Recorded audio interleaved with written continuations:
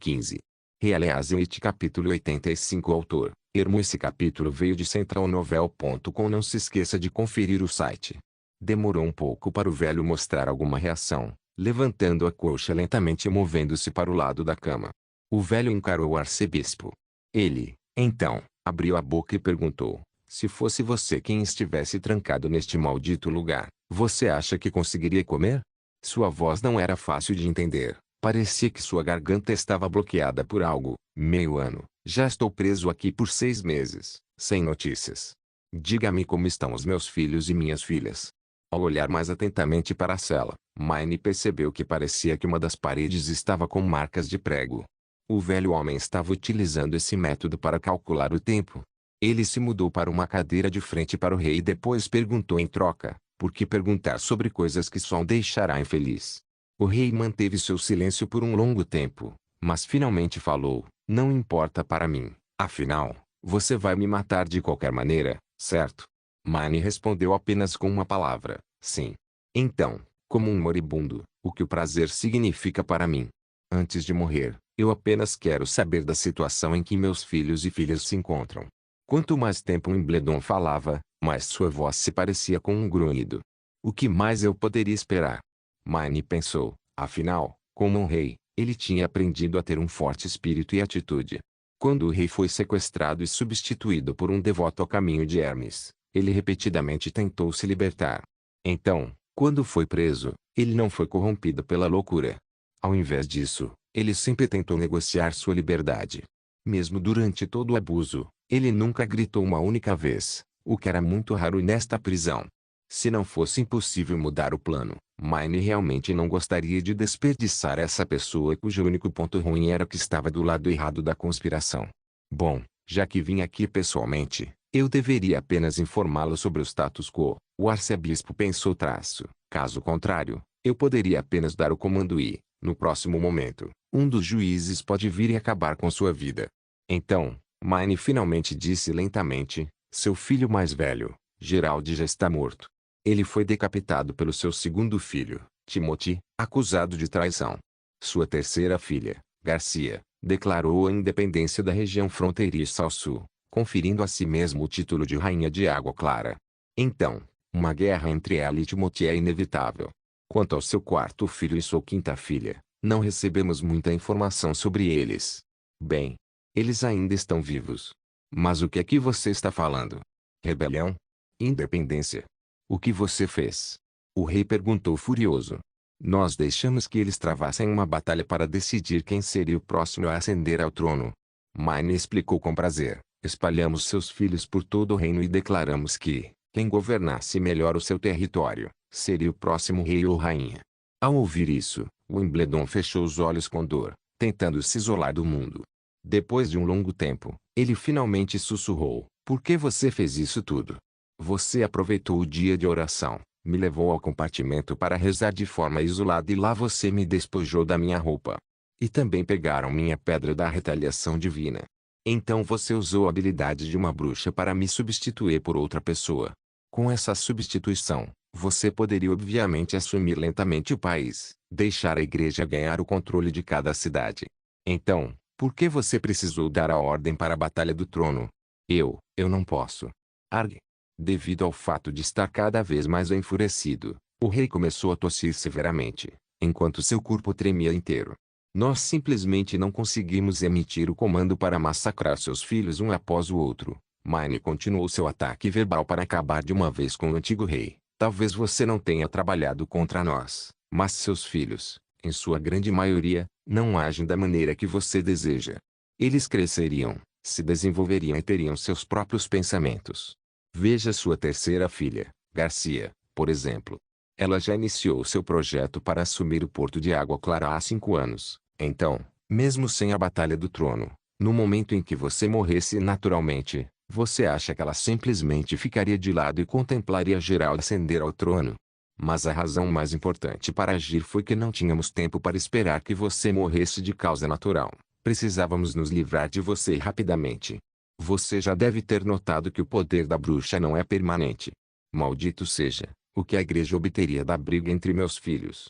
A igreja também se afundará em um mar de fogo, Muitos dos seus crentes serão mortos durante a guerra, e o reino se tornará um caos total. Falando até aqui, Wimbledon de repente ficou com um olhar distraído, completamente chocado com seu próximo pensamento. Vocês querem? Outra explosão de tosse severa interrompeu o discurso do rei mais uma vez. Quando finalmente conseguiu falar novamente, sua voz tornou-se tão tênue quanto a luz pálida de uma vela prestes a se apagar, como se essa série de tosse tivesse consumido toda sua energia restante. Vocês querem destruir a família real? Exatamente. Contudo, o mais correto seria destruir o poder real. Mine tinha que reconhecer e apreciar a sabedoria e intuição afiada do rei para fazer julgamentos. Mesmo depois de ficar por 6 meses em um calabouço escuro, o fato de não ter perdido a consciência já mostrava que o rei era uma pessoa forte, mas, acima de tudo, ele ainda conseguia manter sua inteligência. As pessoas capazes de repetir este feito poderiam ser contados nos dedos de uma única mão. A monarquia sempre será um obstáculo para o desenvolvimento da igreja. Não importa quão fraca se torne, ela sempre se levantará novamente, como uma erva daninha. Então, apenas ao erradicá-la completamente, a igreja poderá controlar todo o reino de forma genuína. De repente, Wimbledon parecia ter envelhecido um pouco mais. Apenas sua aparência externa denotava sua idade, mas agora, seus olhos perderam um pouco de seu brilho, como se o seu espírito tivesse deixado. O reino de Castelo Cinza é o reino com o maior território no continente, e também com o maior número de soldados. Então, no caso de uma guerra franca e direta, minha igreja só estaria em desvantagem. Tudo isso já fora planejado por nós há muito tempo. Durante uma guerra civil, seu reino perderá muitos soldados e mercenários. Basta esperarmos algo em torno de 3 anos, que o exército da punição divina poderá assumir facilmente todo o território do seu reino. Mas você não precisa ficar triste, seu reino não é o único que estamos subjugando. Os outros 3 reinos estão enfrentando a mesma situação. Logo o continente não terá mais os 4 reinos. Em vez do reino de Coração de Lobo, reino de Inverno Eterno, reino do Alvorecer e reino de Castelo Cinza, haverá apenas um único reino, a Igreja, que governará todos os países. Wimbledon ficou completamente em silêncio. O homem que outrora conquistou o trono de seu irmão pela sua própria força, agora parecia um homem sem vida. Até mesmo Mine achava tudo isso muito difícil de lidar, mas em seu coração, ele não possuía o menor arrependimento. A igreja tinha investido muito tempo nesse plano. Um grande número de crentes notáveis haviam sido usados como peões, independentemente do perigo ao qual iriam enfrentar. Por exemplo, o homem que se passou por Wimbledon III era um membro fiel dos juízes. Ele era um fiel fervoroso, forte e absolutamente leal à igreja. Ao passar pela cerimônia de transformação, ele tornou-se um membro do exército da punição divina. No entanto, para completar a missão, uma bruxa alterou sua aparência para o de Wimbledon III. Então, quando morreu no castelo, este juiz não recebeu nenhuma honra. Antes da missão, ele poderia ter esculpido seu nome em cima do monumento da igreja em Hermes, mas agora, a igreja só poderia enterrar seu nome para sempre. Quando Mine chegou à conclusão de que Wimbledon não falaria mais, ele tirou um pequeno frasco de porcelana do bolso e deu ao rei para beber. Quando Wimbledon se recolheu e bebeu a poção, ele falou as últimas palavras. Maldito, sim. Mine perguntou, esperando que o rei continuasse. Eu te amaldiçoo. Esperarei por você nas profundezas do inferno. A voz de Wimbledon estava cada vez mais fraca, ao ponto de que, ao final de suas palavras, Mine precisava se concentrar se quisesse entender o que era dito. É uma pena que não haja inferno neste mundo. Mesmo que haja um, não é um lugar ao qual eu pertenço. Tudo o que estamos fazendo é a continuação da humanidade. Somente unificando os 4 reinos, obteremos poder suficiente para enfrentar o verdadeiro inimigo, ou então. O arcebispo interrompeu seu discurso quando viu que a mão de Wimbledon havia perdido toda a força e caíra no chão. Sua cabeça estava caída para um lado e seu peito parou de se mover. Este foi o fim de um rei, mas é o nosso começo, Mine pensou. Mine pegou o frasco e colocou de volta no bolso. Então ele abriu a porta e entrou no corredor, que agora estava tranquilo, conferindo a sensação de que este caminho jamais tivesse testemunhado um grito sequer. Ele apenas explicou ao membro dos juízes como lidar com o resultado de sua visita, e então, ele deixou o castelo sem olhar para trás. Eleazarite capítulo 86. Ramos não sabia quanto tempo ela ainda poderia aguentar. A sua viagem de volta, das terras selvagens. para o acampamento na Cordilheira Intransponível, levou quase meio mês.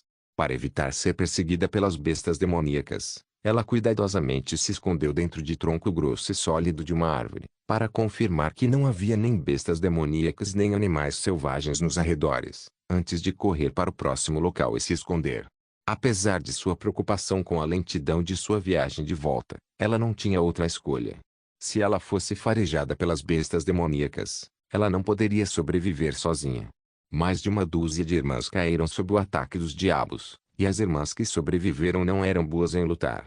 Durante o tempo em que Mão de Ferro, 2, pulou no meio das bruxas e começou seu massacre, elas se espalharam em todas as direções, mas no final, havia apenas algumas que ainda estavam vivas e podiam voltar para o acampamento. Pensando em todas as mortes, a dor dentro do coração de Ramos não cessava. A ação de se esconder constantemente durante a fuga consumia uma grande quantidade de poder mágico. Por isso, ela só conseguia percorrer uma distância de aproximadamente 16 quilômetros todos os dias. Além disso, ela sempre precisava economizar energia suficiente para sobreviver às noites. Já que todas as rações que ela tinha à mão foram usadas, ela também precisava procurar frutas silvestres para aliviar sua fome constantemente. Não bastasse todas essas aflições, o feitiço de calor dentro do emblema da Associação Cooperativa das Bruxas também tinha ficado sem poder. Então, ela só poderia usar cascas de árvore para se cobrir. Toda vez que pensava nas mortes das jovens bruxas, que nem sequer tiveram a oportunidade de amadurecer, as quais ela prometeu proteger, Ramos não conseguia se segurar, e chorava copiosamente. E, como se tudo isso não bastasse, durante uma noite, quando ela estava envolvida em seu tronco de árvore, ela foi constantemente atacada pela tortura do diabo. Após os constantes ataques mentais e físicos, ela havia se esquecido completamente disso. De repente, sentiu como se seu peito tivesse sido aberto, e a dor rapidamente se espalhou por todo o corpo. A dor atacou tão subitamente que Ramos quase perdeu sua consciência instantaneamente. Ela só conseguiu lutar quando mordeu a língua e saboreou o sangue fluindo em sua boca. Sob a tortura constante, Ramos pensou em desistir várias vezes, mas também pensou na possibilidade de que suas irmãs também estivessem esperando, todas as 20 irmãs que conseguiram fugir com ferimentos graves, que somente ela poderia curar. Isso lhe dava forças para lutar contra a tortura do diabo. Felizmente, ela não precisou sofrer por muito tempo sob a tortura do diabo. Quando ela finalmente superou o sofrimento, ela descobriu que o tronco da árvore que cercava seu corpo tinha um enorme buraco. Pior ainda, estava encharcado com seu sangue. Então, para que o cheiro dela não fosse descoberto pelas bestas demoníacas, ela teve que lutar contra a dor e a exaustão e tirar suas roupas antes de fugir para outra árvore. Ao mesmo tempo, ela fez algumas gavinhas crescerem em um ramo nu e fez roupas quentes. Com sua magia orientando o crescimento das plantas, as gavinhas tornaram-se agulhas e os ramos tornaram-se fios. Durante sua fuga, ela não podia comer comida cozida ou beber água morna. Quando finalmente adentrou nas montanhas da Cordilheira Intransponível, Ramos ainda adicionou 2 camadas adicionais de gavinhas e ramos em suas roupas, cobrindo e pressionando com força suas mãos e pés, mas tudo isso ainda não foi suficiente para se proteger da temperatura que estava caindo rapidamente, além da neve que caía em seu tornozelo. Isso acabou deixando os dedões de seus pés em um estado de quase congelamento. Mesmo assim, entre paradas, caminhadas e até mesmo percorrer parte do caminho se arrastando, ao ponto de não sentir mais os seus pés, Ramos finalmente conseguiu retornar ao acampamento antigo. No momento em que viu a figura familiar de uma de suas irmãs, Ramos caiu no chão, inconsciente. Quando ela acordou 2 dias depois, devido ao longo tempo que seus pés haviam sido expostos às baixas temperaturas, suas lesões tornaram-se tão graves que até mesmo seu próprio tratamento com ervas não conseguiu parar a propagação da gangrena. 3. Elas não tiveram outra escolha e precisaram cortar, como último recurso, os dedões de ambos os pés de Ramos. Esses sacrifícios não incomodaram muito Ramos, já que ela conseguiu sobreviver. Ao comparar com aquelas irmãs que nunca voltaram, ela teve muita sorte. No entanto, quando viu que os braços de suas irmãs sobreviventes estavam todos envoltos em panos brancos, uma grande tristeza se espalhou incontrolavelmente na parte mais profunda de seu coração. No momento em que partiram, já haviam apenas 42 irmãs, mas agora haviam apenas 6 sobreviventes. Quando Ramos finalmente conseguiu se acalmar, ela perguntou às outras como elas conseguiram escapar. Como já se sabia, Durante a luta com os demônios, as bruxas que não possuíam habilidades de combate, aproveitaram a oportunidade para escapar, correndo em direção ao acampamento na Cordilheira Intransponível. Durante sua primeira noite, elas foram atacadas por bestas demoníacas, que eram de uma espécie de javali. Como elas não conseguiam lutar, as bruxas só restava fugir. O fato de serem atacadas novamente por bestas demoníacas era claramente um mau presságio, mas não havia nada que pudessem fazer contra isso. Na manhã seguinte, após um novo ataque de bestas demoníacas de uma espécie de lobo, apenas 8 bruxas conseguiram escapar. Felizmente, após ter entrado na Cordilheira Intransponível, as bestas demoníacas não as perseguiram mais. Quando finalmente chegaram no acampamento alguns dias atrás, 2 irmãs foram assoladas pela tortura do diabo. Talvez isso tenha acontecido devido às intensas experiências traumáticas dos últimos dias, e um pressentimento ruim de um futuro sombrio. Ainda assim, elas não tiveram a vontade de lutar e não conseguiram sobreviver à tortura do diabo. Entre estas bruxas não havia nenhuma com habilidade de batalha, então, todas elas pensaram que morreriam nas mãos dos demônios. Por isso, ninguém jamais esperava que Ramos voltaria ao acampamento. Finalmente, alguém perguntou: então, o que aconteceu com nossas outras irmãs? Rubé, Alguri, bem, nossa mentora cara. Elas conseguiram sobreviver como você? Ramos balançou a cabeça e sussurrou: eu sou a única que sobreviveu. Você, Pergaminho, 4, estava em silêncio, mas quando decidiu perguntar, ela já adivinhou a resposta. Então ela disse: você agora precisa descansar. Além disso, ela hesitou por um momento. Ramos, temos uma coisa importante para dizer.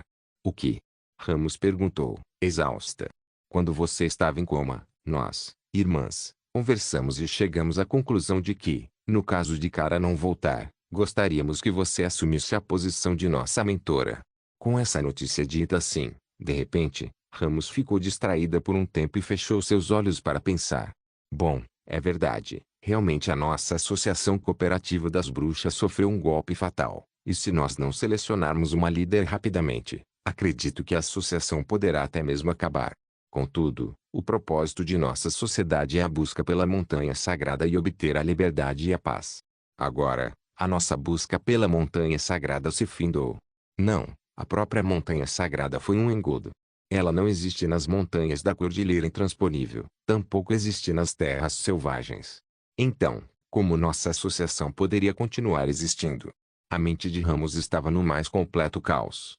Mesmo assim, ela não dava brecha para o caos, pois Ramos ainda podia sentir os olhares de suas irmãs, ansiosas por uma resposta. Suas irmãs precisavam de uma liderança firme para orientá-las a ir em frente, alguém que não tivesse desistido ainda. Depois de um longo silêncio, Ramos finalmente falou: nós vamos procurar Rouxinol. Ao ouvir sua decisão, as outras irmãs começaram a gritar em desordem. Por que devemos procurar por ela? Você quer dizer que devemos ir para a vila fronteiriça também? E se ela mentiu para nós? Wendy também está lá. Mas ela pode ter morrido há muito tempo. Tendo presenciado o suficiente, Pergaminho bateu palmas, pedindo a todas para se acalmarem, e então perguntou a Ramos: o que devemos fazer se o que Rouxinol disse também for uma mentira? Vocês todas podem esperar do lado de fora da vila, longe o suficiente para estarem seguras. Ramos respondeu enquanto abria os olhos: deixem que eu descubra a situação antes de determinar se o que Rouxinol disse é verdade ou não. Por isso, no momento, eu vou assumir o posto de mentora da Associação Cooperativa das Bruxas, mas, se eu morrer na vila, Pergaminho assumirá o comando e liderará as irmãs em segurança. Mas Pergaminho começou, mas ela logo foi interrompida por Ramos. Eu sei que sua habilidade não é adequada para lutar, e sua capacidade não é de muita ajuda para as tarefas diárias do acampamento. Mas agora eu entendo que a força da habilidade não é importante para determinar o valor de um líder. A mentora deve ser uma guia, em vez de ser a mais forte, mas, infelizmente, é muito tarde para nós agora. Se Wendy fosse nossa mentora, sempre cautelosa e paciente, o resultado não seria completamente diferente. Você e Wendy foram as primeiras a se juntar à Associação Cooperativa das Bruxas, então você já é uma irmã mais velha. Você atravessou todo o reino em sua marcha a partir do leste para alcançar a Cordilheira Intransponível, então você tem muita experiência. Você é cautelosa, e você não acha que é melhor do que todas as outras. Então, não há ninguém que seja mais adequada para ser a mentora de nossas irmãs do que você. Depois de ouvir isso, Pergaminho ficou em silêncio por um momento até dizer, e se o que Rouxinol disse for verdade? Então, nossa associação cooperativa das bruxas não possui nenhuma razão a mais para existir. Ramos explicou lentamente. Afinal, isso significaria que Vila Fronteiriça é a nossa montanha sagrada. Terras selvagens é o território para além da cordilheira intransponível. Seu tamanho ainda é um mistério. 2. Mão de Ferro é o nome que ela deu para um dos diabos. Se você se esqueceu, mas quer conferir, leia novamente aqui no capítulo 77. 3. É um tipo de necrose. Ao ficar exposta ao frio constante, a pele congelada acaba morrendo, e o tecido morto acaba se espalhando. 4. Sim, os nomes das bruxas são simples assim. Temos Rouxinol, Ramos e agora a bruxa Pergaminho. Release-it capítulo 87. Preparar. Atacar. Ao ouvir esse comando, Vaner colocou todas as suas forças para atacar o alvo com seu pique. Ele estava segurando o pique com as duas mãos e, quando ele atingiu a cabeça do lobo, o pique emitiu um som agudo. O lobo tinha pelos mácios e seus olhos eram de uma cor vermelho cobre.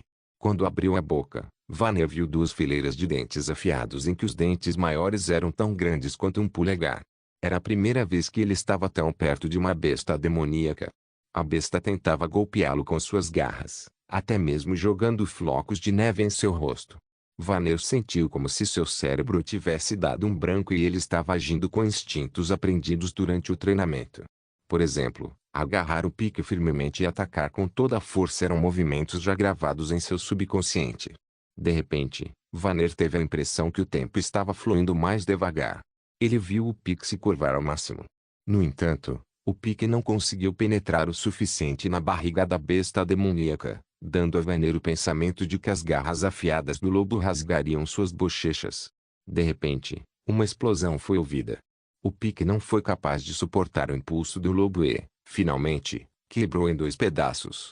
No mesmo momento em que o pique quebrou, o fluxo de tempo voltou ao normal e o lobo caiu.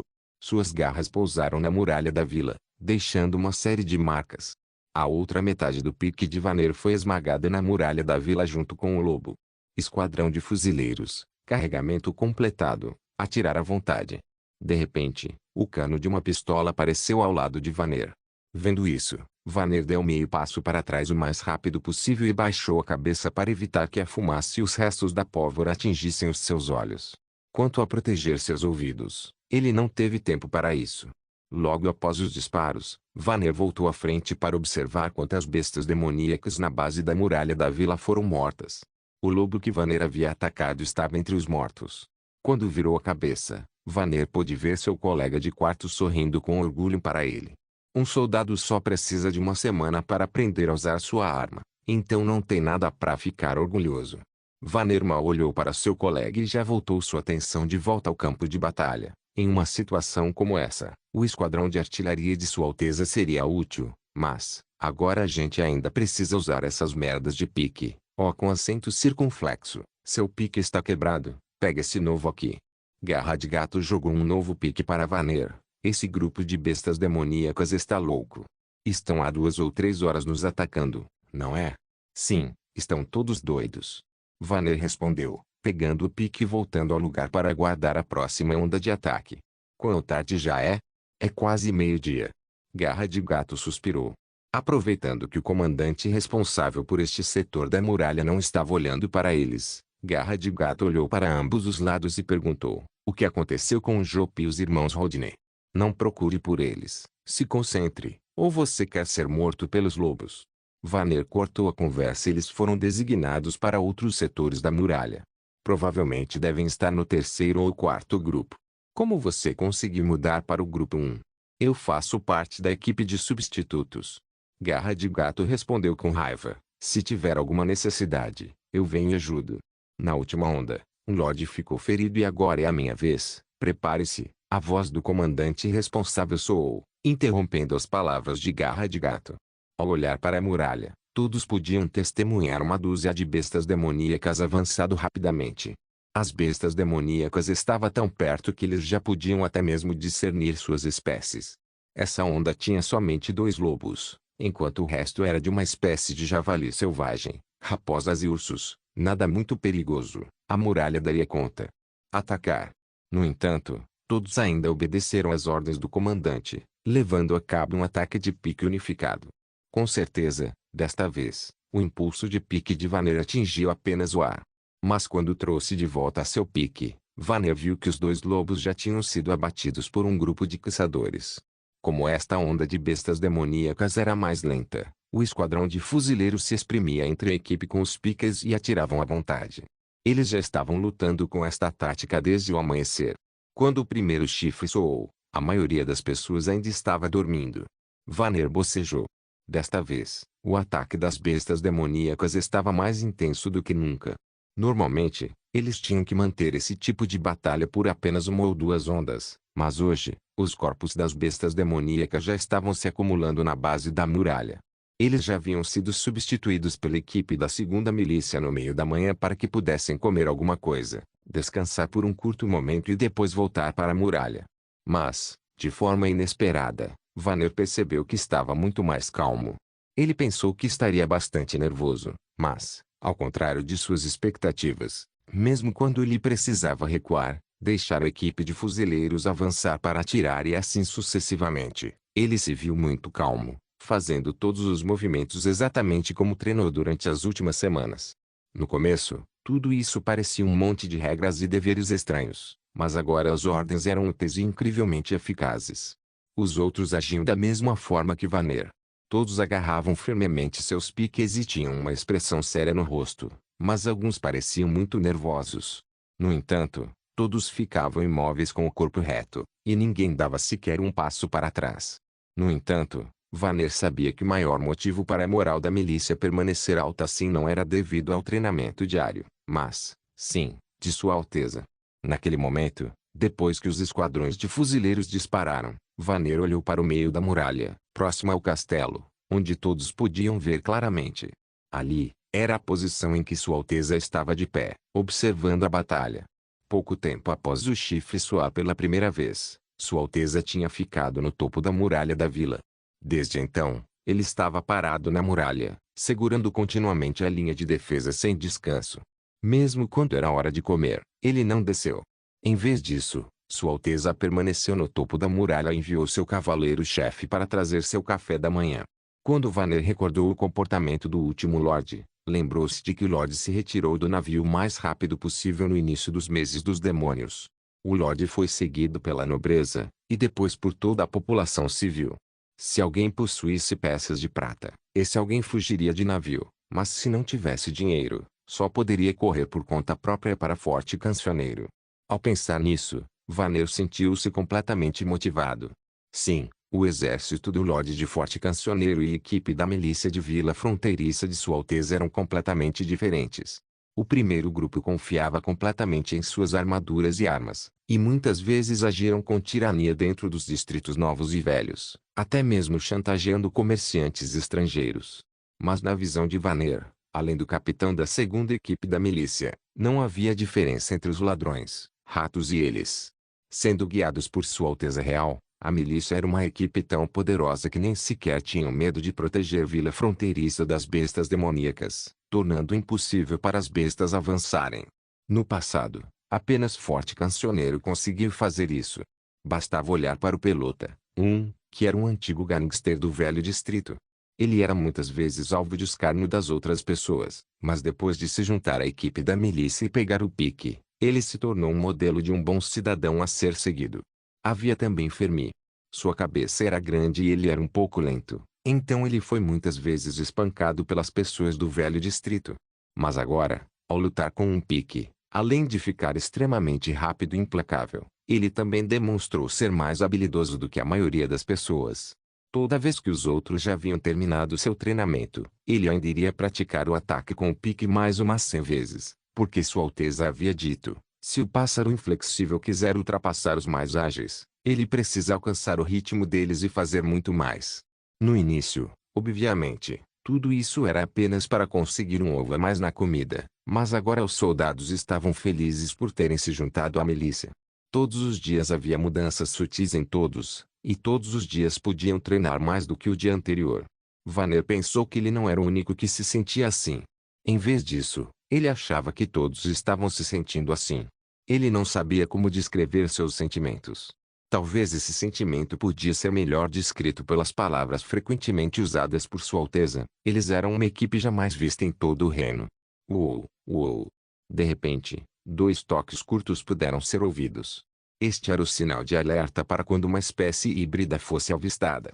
Então, Vanner olhou ao longe e descobriu uma espécie híbrida com asas e uma cabeça de leão, que era muito semelhante à besta que eles enfrentaram da última vez. Hoje é o nosso segundo encontro, Vanner pensou traço, mas agora, vai ser diferente da última vez.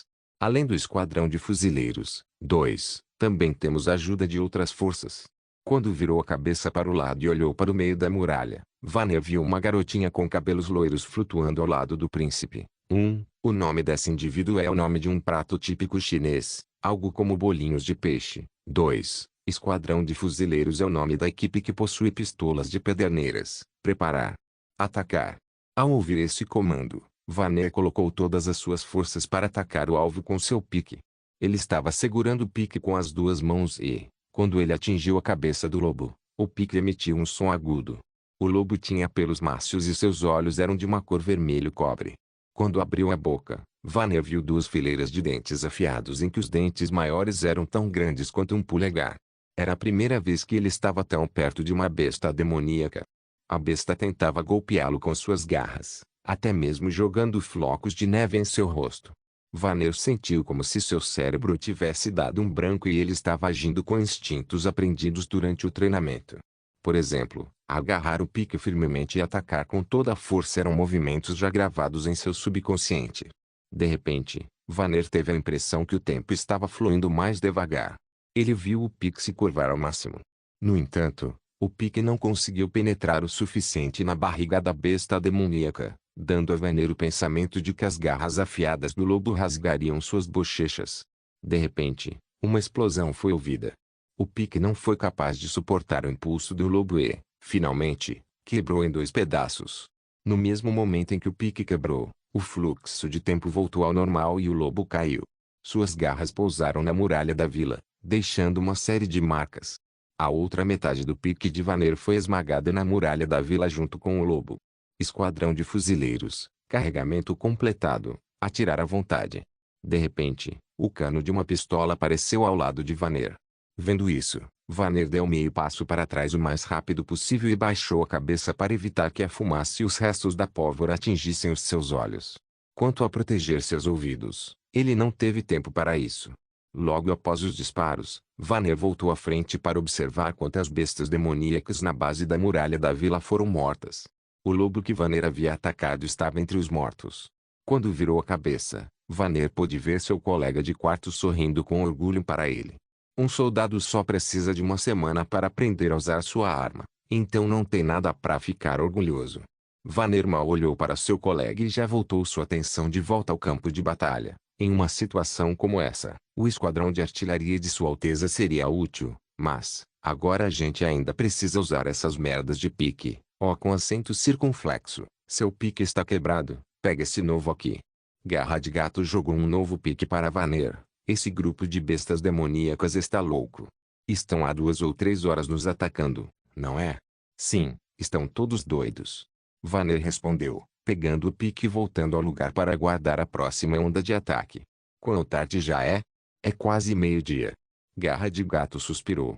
Aproveitando que o comandante responsável por este setor da muralha não estava olhando para eles, Garra de Gato olhou para ambos os lados e perguntou, o que aconteceu com o Jope e os irmãos Rodney? Não procure por eles, se concentre, ou você quer ser morto pelos lobos. Vanner cortou a conversa e eles foram designados para outros setores da muralha. Provavelmente devem estar no 3º ou 4º grupo. Como você conseguiu mudar para o grupo 1? Eu faço parte da equipe de substitutos. Garra de Gato respondeu com raiva, se tiver alguma necessidade, eu venho e ajudo.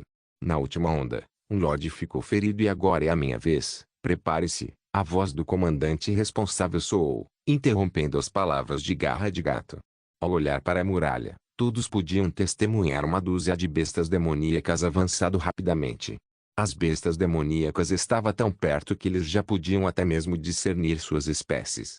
Essa onda tinha somente 2 lobos, enquanto o resto era de uma espécie de javali selvagem, raposas e ursos. Nada muito perigoso, a muralha daria conta. Atacar. No entanto, todos ainda obedeceram às ordens do comandante, levando a cabo um ataque de pique unificado. Com certeza, desta vez, o impulso de pique de Vanner atingiu apenas o ar. Mas quando trouxe de volta seu pique, Vanner viu que os 2 lobos já tinham sido abatidos por um grupo de caçadores.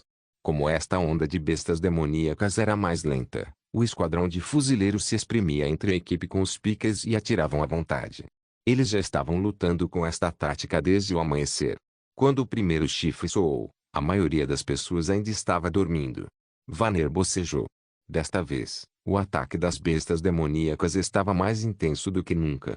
Normalmente, eles tinham que manter esse tipo de batalha por apenas 1 ou 2 ondas, mas hoje, os corpos das bestas demoníacas já estavam se acumulando na base da muralha.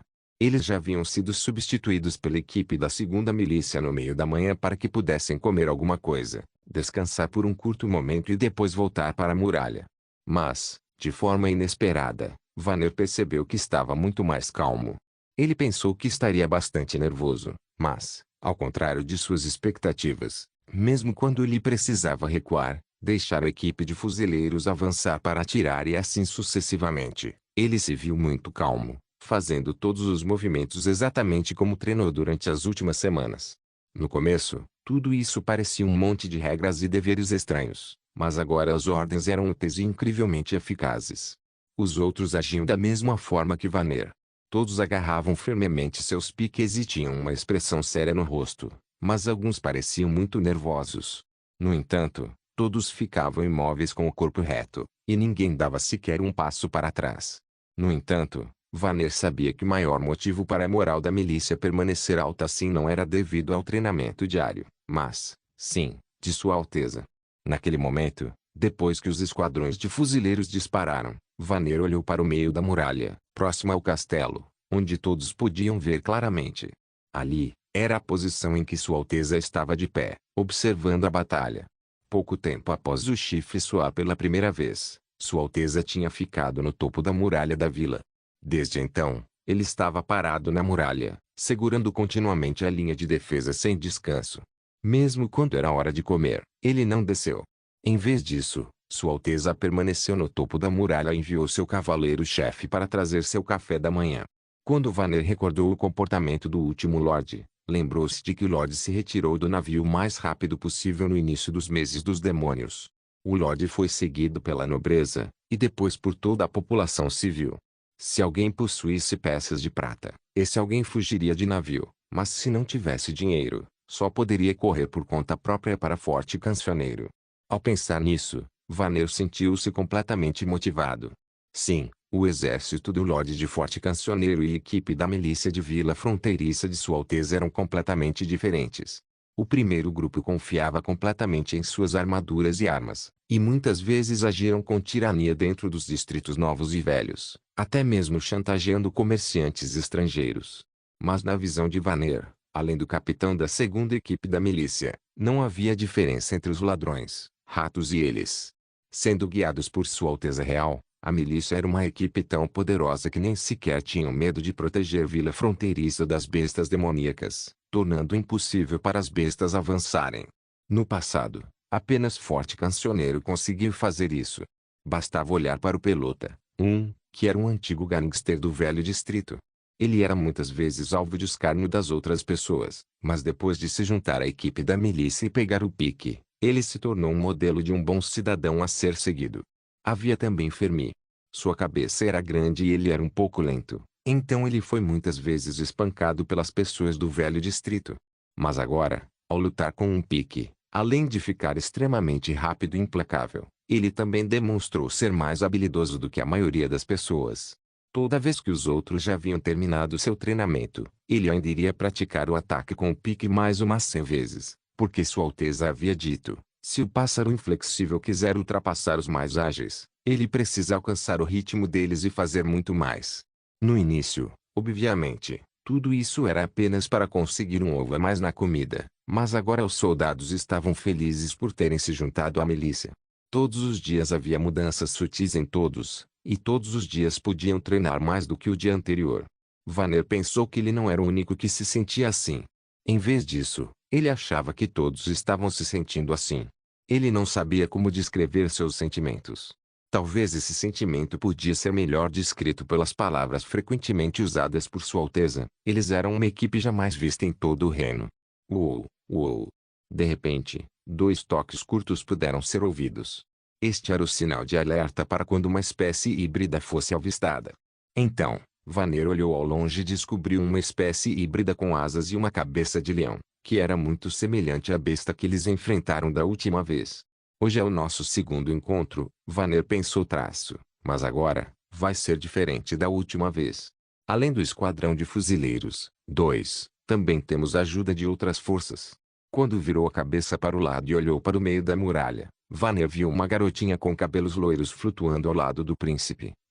O nome desse indivíduo é o nome de um prato típico chinês, algo como bolinhos de peixe. 2. Esquadrão de Fuzileiros é o nome da equipe que possui pistolas de pederneiras.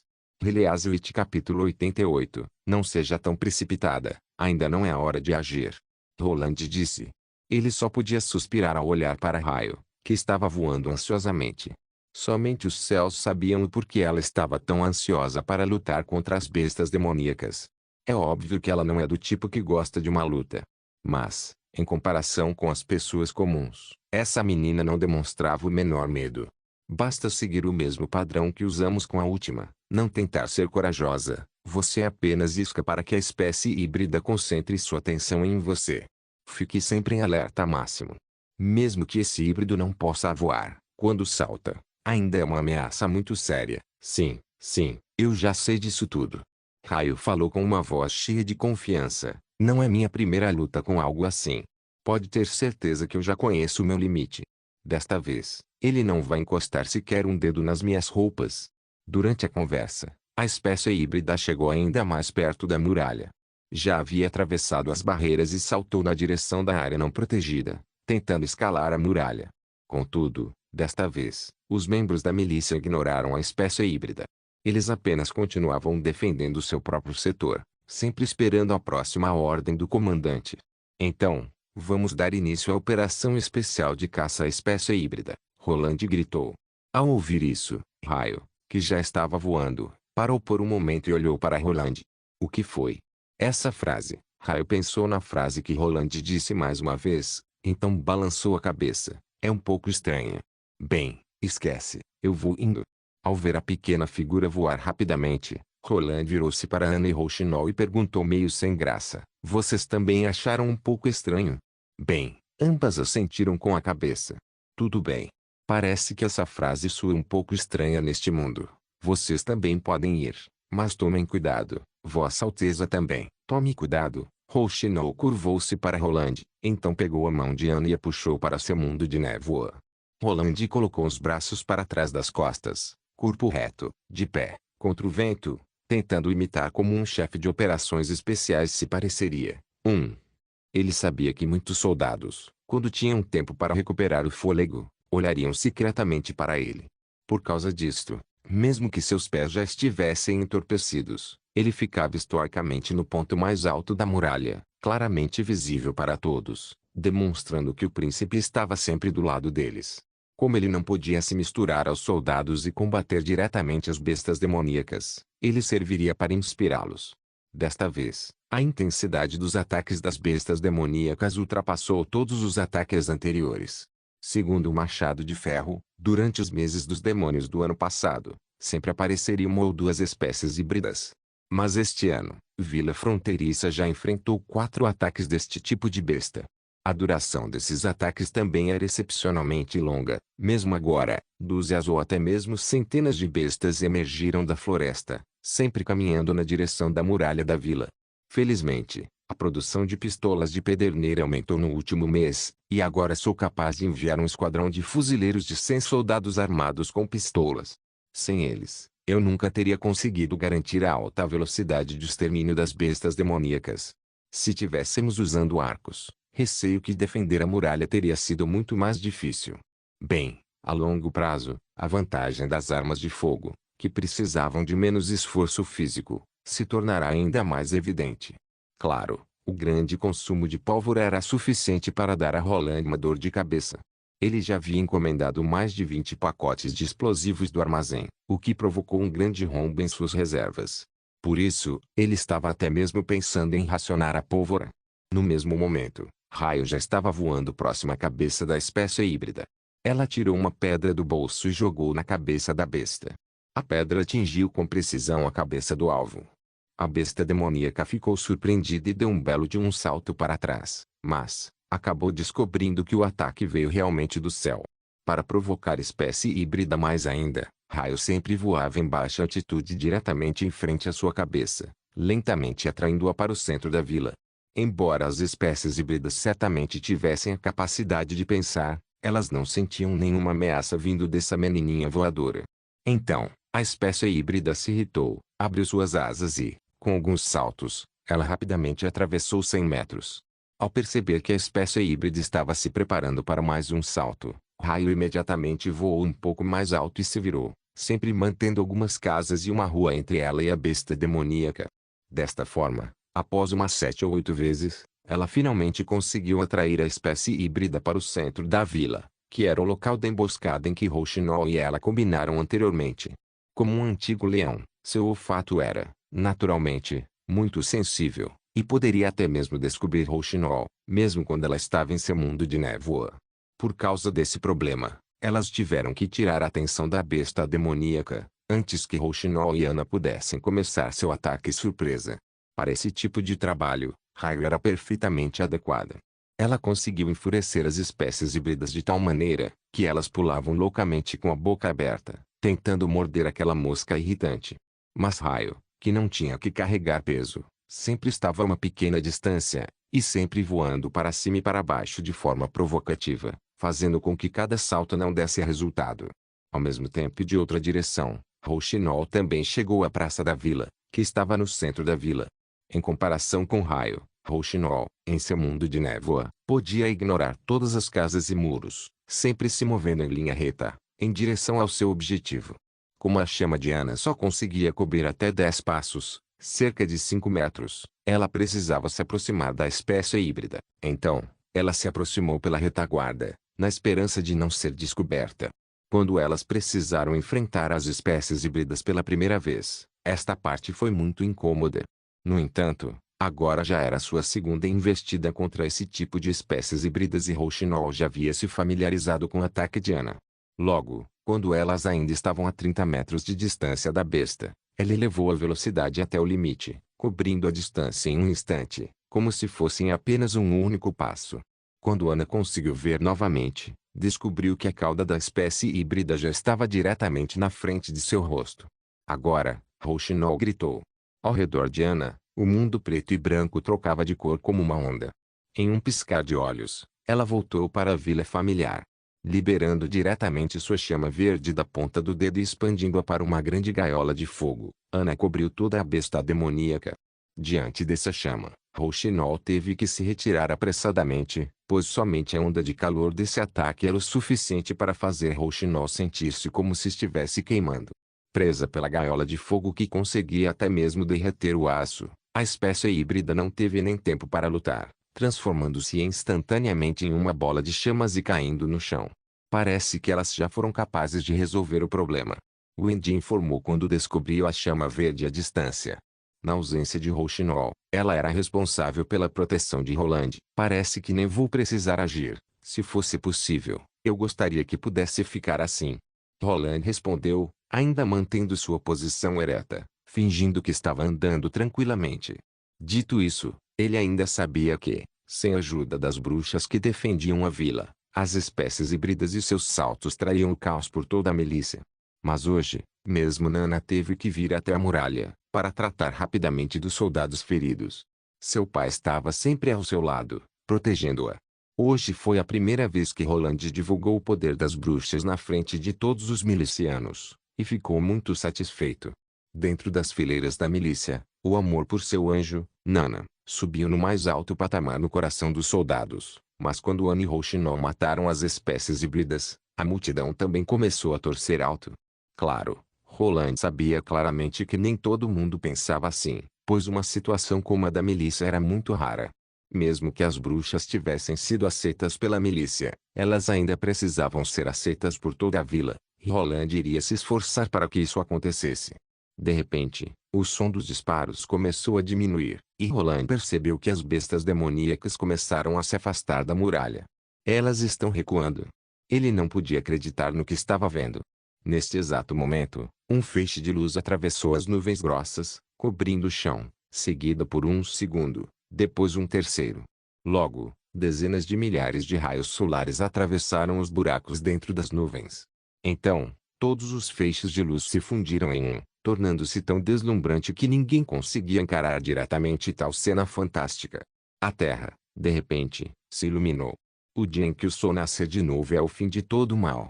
Houve um pequeno momento de silêncio na muralha, mas então, uma onda de gritos e urros de alegria varreu a muralha, em direção à vila fronteiriça. Gradualmente, as pessoas da vila saíram de suas casas e também começaram a gritar de alegria. Todos estavam comemorando o sol, comemorando a sobrevivência após o inverno, ou mesmo com gritos de agradecimento ao príncipe. No final, todos os gritos se fundiram em um grande coro, ressoando em toda a vila fronteiriça. A ideia aqui é que Roland estava tentando passar a imagem de boss, do chefão da por toda. Release capítulo 89. O inverno deste ano foi completamente diferente do ano anterior. Nos anos anteriores, quando os meses dos demônios terminavam, os residentes de vila fronteiriça precisavam ficar por mais um mês dentro das favelas de Forte Cancioneiro. Eles esperavam até a neve ter derretido completamente, para só então voltar para casa.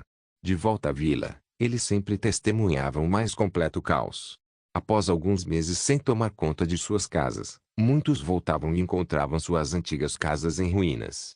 Algumas das cabanas menos resistentes haviam sido dominadas pela neve pesada e algumas das casas das pessoas da vila tinham sido usadas pelas bestas demoníacas como esconderijo.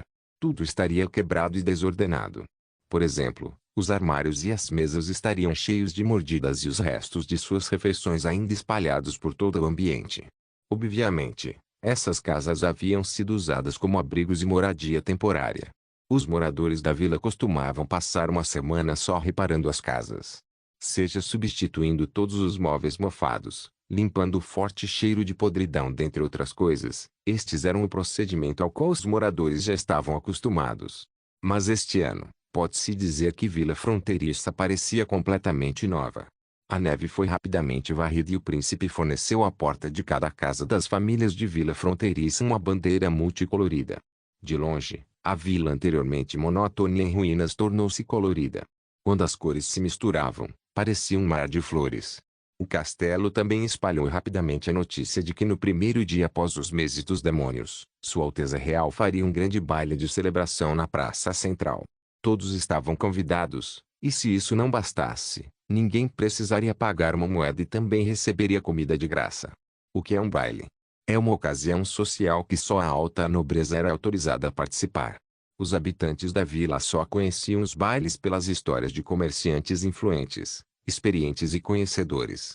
No entanto, mesmo assim, nunca foram autorizados a participar. E se o que os comerciantes diziam fosse mesmo verdade, então, mesmo que utilizassem todo o seu dinheiro, nenhum plebeu seria capaz de conseguir um convite. Mas agora, Sua Alteza permitiria que todo mundo assistisse. De graça. Vossa Alteza, o senhor não vai fazer isso mesmo, certo? Carter perguntou desaprovando a atitude do príncipe. Não temos nem banda nem dançarinos para puxar e animar a festa. Então, quem controlará o ritmo do baile? Além disso, aqui, numa vila remota, mesmo os nobres não são necessariamente capazes de dançar, então os cidadãos só vão arruinar tudo. Durante o tempo de Carter em Castelo Cinza, ele só havia assistido a um baile. Ele foi convidado por um marquês para comemorar o aniversário de sua filha. A música tocada era uma música graciosa de instrumentos de cordas misturada com batidas de tambor apaixonadas, enquanto a dança continha muitos giros e deslocamentos. Mas, se os instrumentos fossem tocados individualmente, as senhoras dançariam a música melodiosa, enquanto os homens fariam uma dança rápida e poderosa ao ritmo do som dos tambores. Durante as pausas, os atendentes se misturavam na multidão e distribuíam bebidas e lanches. Até a última música, Os homens ainda teriam tempo e espaço para encontrar e convidar sua mulher favorita para uma dança, e se tivessem sorte, além de serem recompensados com uma dança, eles também poderiam ter um encontro romântico. Carter suspirou. Embora ele ainda fosse muito jovem para convidar sua garota favorita naquela oportunidade, ele ainda podia se lembrar do sabor daquela atmosfera elegante e romântica. As pessoas da nobreza eram treinadas diariamente para se portar de forma elegante. Como os aldeões, que lutaram contra as bestas demoníacas diariamente, poderiam se comparar com eles. Deus, ele não podia imaginar tal cena dentro de vila fronteiriça. Dançarinos para puxar e animar. Bem, é verdade. Roland tinha comandado a milícia para remover as esculturas de pedra e a forca da praça central, mas Machado de Ferro e os membros da milícia assumirão essa parte. O Homem da Areia.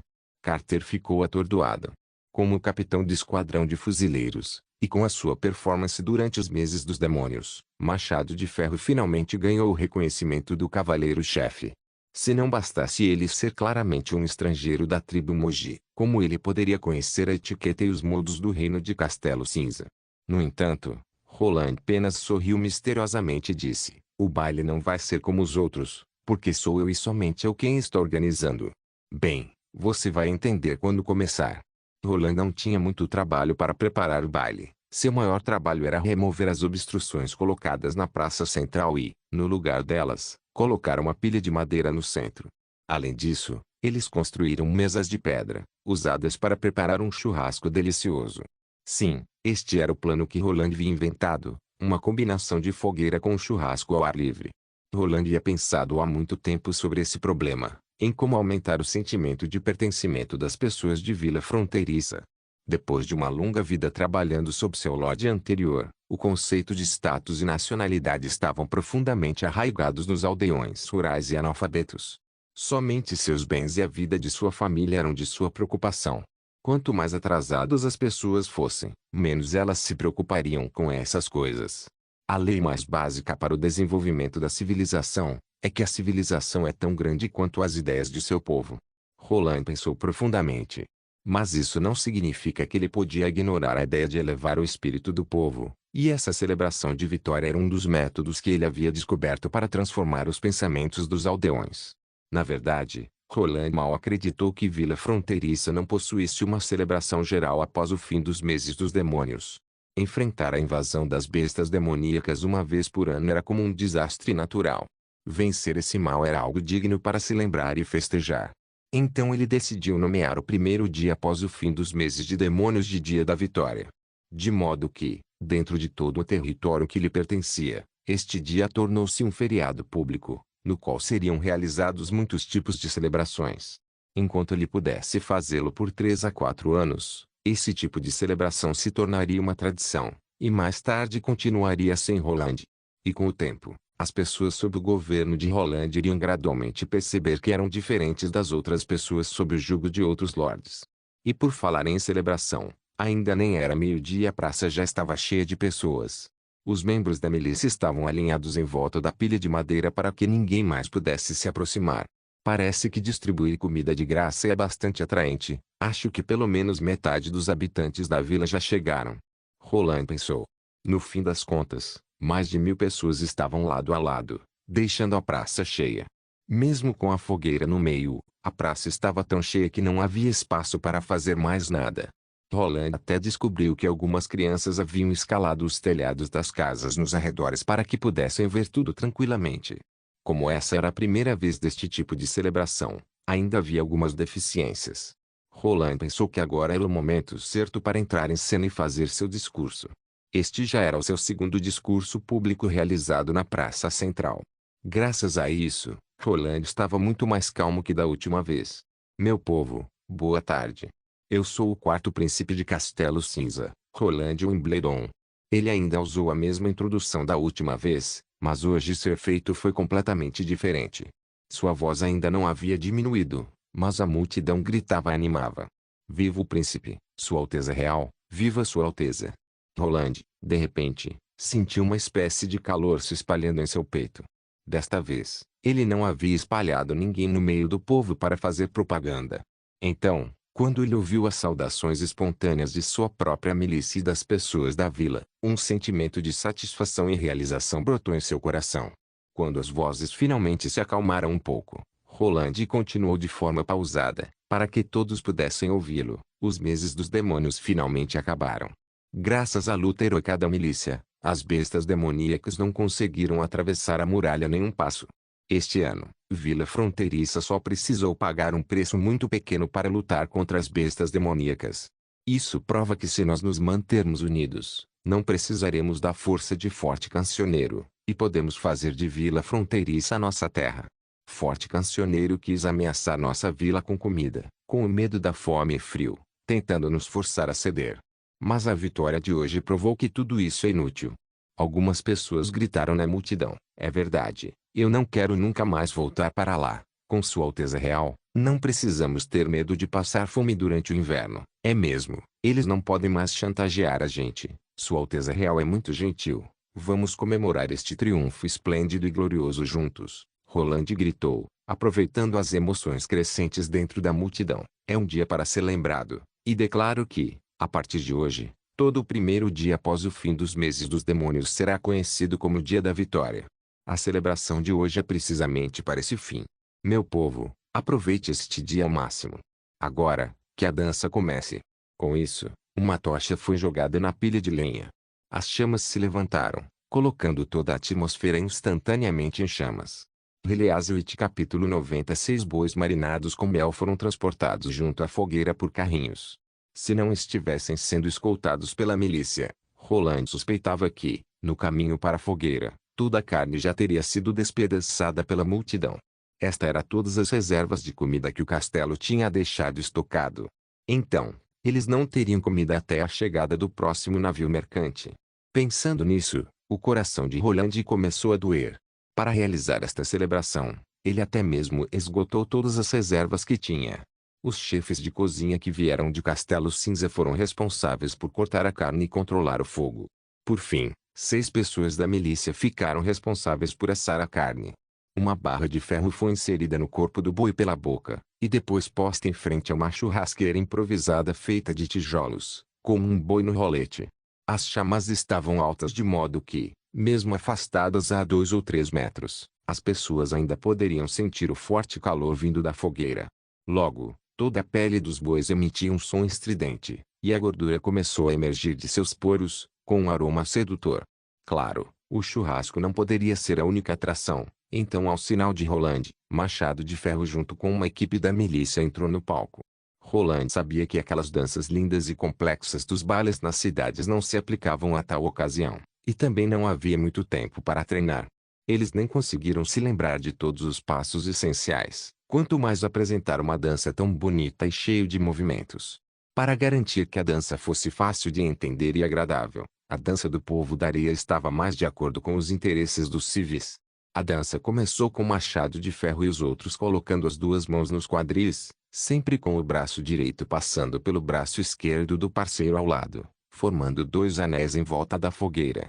Eles foram acompanhados pelos sons dos chifres e começaram a se mover no sentido horário e em cada passo, eles jogariam o outro pé para retroceder enquanto gritavam: "Ah, essa é a tal dança que você falou?" Carter perguntou, assustado. "Você consegue chamar isso de dança?" "Claro, é muito fácil de lembrar e a milícia só precisou de meia hora de ensaio na noite passada para dominar o ritmo." Roland respondeu: "Você não quer tentar?" Carter balançou a cabeça e recusou a oferta. Ele sentiu como se alguma coisa em seu coração estivesse a ponto de sair. "Não, ela é somente uma garota com um rosto que faz o coração de qualquer homem bater mais rápido. Não, esquece. Ela é somente uma memória triste da minha juventude." Carter lamentou em seu coração. Os outros membros da milícia estavam batendo palmas no mesmo ritmo dos passos dos dançarinos, acompanhando cada rodada com palmas cada vez mais rápidas. O ritmo extremamente rápido moveu o povo. Um após o outro começaram a erguer seus braços e a bater palmas no mesmo ritmo. À medida que as palmas ficavam mais rápidas, Machado de Ferro e a sua equipe aumentavam a velocidade de sua dança, tornando tudo cada vez mais e mais rápido. Não demorou muito e o anel de pessoas entrelaçadas começou a mostrar sinais de rompimento. Pouco tempo depois, um dos dançarinos caiu acidentalmente, levando mais dançarinos com ele. Ao ver isso, a multidão ficou chocada, mas a milícia não interrompeu as palmas. Em vez disso, ficou mais selvagem e se transformou em uma tempestade. Machado de Ferro apoiou-se em um membro da milícia e enquanto se levantava, ele virou e gritou para a multidão. Conseguiram entender os passos? Quem gostaria de vir aqui e tentar? Vem e dance com a gente até cair, como agorinha a gente caiu. Se você vir dançar conosco, depois, você pode se deliciar com esse suculento churrasco e quanto mais você dançar, mais carne você vai ganhar. Se a nobreza ou as famílias ricas fossem convidar o povo para participar de algo assim, ninguém jamais teria aceitado, pois, subconscientemente, a aristocracia sempre deu a impressão de ser superior às pessoas comuns. Também era normal para a aristocracia voltar atrás com suas promessas. Mas quando viram os membros da milícia, que eram do povo, das pessoas comuns, chamando-os para dançar com eles, o povo não conseguiu se segurar mais. Após o primeiro grupo de pessoas se juntaram, logo foram seguidos por um segundo grupo e depois um terceiro. Tão logo, uma nova dança começou, mas desta vez a maioria dos dançarinos eram do povo. Embora esta seja uma interação muito simples, ainda os deixou muito felizes, pois, além da recompensa do churrasco marinado com mel à vista deles, todos se esforçaram para dançar direitinho. Esta era exatamente a cena que Roland queria ver. Além do churrasco, também havia pão, petiscos e cerveja que foram distribuídos ao povo. A celebração foi planejada para continuar até a noite, mas Roland não planejava ficar até mais tarde. Ele providenciou para que Carter se encarregasse da segurança da praça da vila, e o ministro adjunto responsável pelo discurso de encerramento. Por isso, ele deixou tudo na mão de seus subordinados e saiu. Roland iria participar de uma festa privada no jardim posterior do castelo. Quando a noite chegou, o jardim ainda estava iluminado. Assim como na praça da vila, eles também acenderam uma fogueira. A diferença era que eles usavam frango que foi cortado em pedaços para o churrasco. O tempero e a gordura foram preparados de forma única, imitando completamente a atmosfera de um churrasco no meio da natureza. Esse tipo de novidade em que as pessoas podiam se servir à vontade foi muito apreciado pelas bruxas que, dantes, jamais poderiam imaginar participar de algo assim. Claro que, aos olhos de Roland, este era um espetáculo raro. Por exemplo, Ana envolveu diretamente o frango em sua chama verde depois de temperar, o que logo produziu uma deliciosa fragrância. Rouxinol mostrou sua incrível habilidade com facas. Em um momento as facas estavam escondidas e segundo depois, o frango já estava pendurado de cabeça para baixo, completamente desossado e com todos os seus ossos no chão. E, claro, o vinho veio de Vila do Salgueiro e era muito mais adequado para o gosto das mulheres do que a cerveja.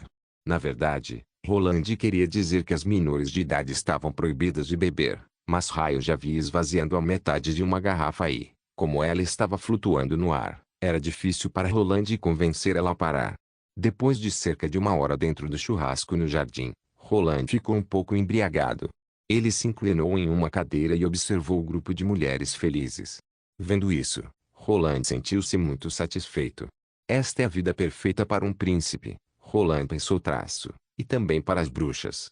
Com suas habilidades e aparência extraordinárias, elas não deveriam ser caçadas. Se elas tivessem nascido na minha vida pregressa, temo que elas se tornariam o foco deslumbrante de muitas pessoas. Mas agora, aqui no meu território, elas podem viver uma vida normal. Neste momento, Raio começou a descer rapidamente e pousou diretamente no colo de Roland, e mesmo antes de ter a possibilidade de reagir, ela já havia dado um beijo em sua bochecha. Embora tudo isso tenha acontecido muito rapidamente, muitas bruxas ainda viram o ocorrido. Quando Raio voltou a voar, viu que Ana, Rouxinol e Wendy estavam muito surpresas, então ela acenou com a mão. De acordo com as regras dos fiordes, quando eles realizam um banquete para celebrar uma vitória, a mulher pode beijar o líder. Papai sempre deixava eu beijar ele. Isso não é um hábito em Castelo Cinza. Claro que não. Roland acordou instantaneamente de seu estado de fogo. 2.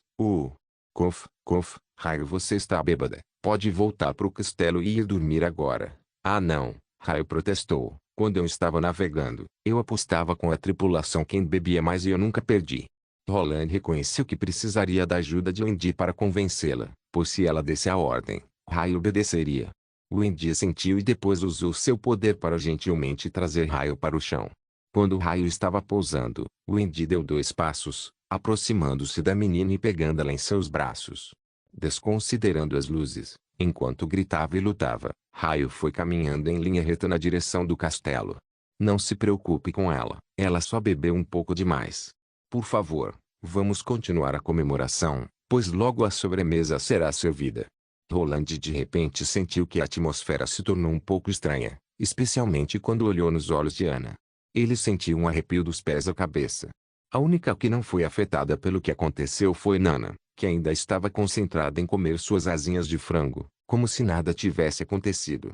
Depois que a fogueira foi apagando gradualmente, Roland pediu para Rouxinol escoltar Nana até a sua casa. Então ele foi ao poço e lavou o rosto com água fria, pronto para ir dormir.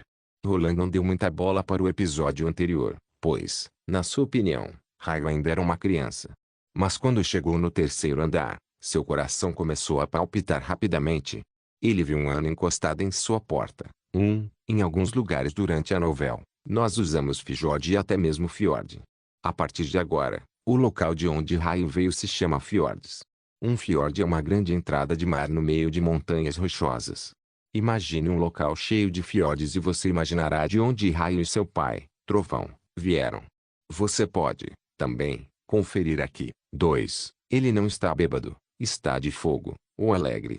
Obrigado por assistir, até a próxima. Solen Irmãos. Solen Irmãos.